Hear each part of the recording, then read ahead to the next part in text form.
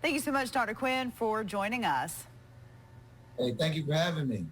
So what is being discussed by the medical community when it comes to COVID-19 vaccinations becoming mandatory for children?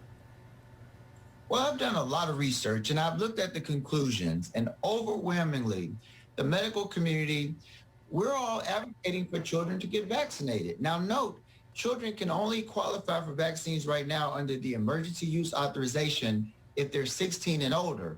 But some very compelling research has been submitted to the CDC, and we hope to get the emergency use authorization for children 12 to 15 very, very soon. But the premise is basically the medical community is identifying the science.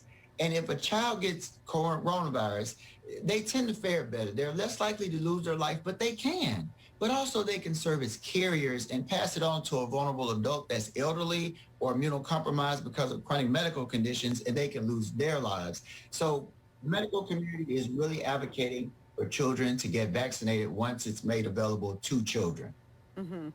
So, Dr. Quinn, you're not an attorney, but you have consulted with a number of them regarding the possibility of vaccinating children. What was said?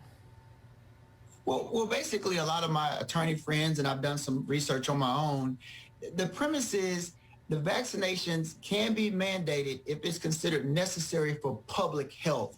And the premise is if children contract coronavirus because their parents chose not to get vaccinated, and that child goes to school, and that child is around another child that might be immunocompromised because of some chronic medical condition or even like cancer, then that child with cancer or a compromised immune system is vulnerable.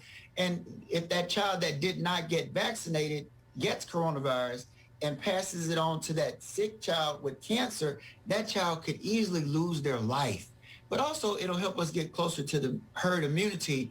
But note the 1905 Supreme Court case with Jacobson versus Massachusetts, where they made it mandatory for the smallpox vaccine. And just note, we mandate vaccines every day now for our school children with MMR and other vaccines that children have to get at certain times during their school year.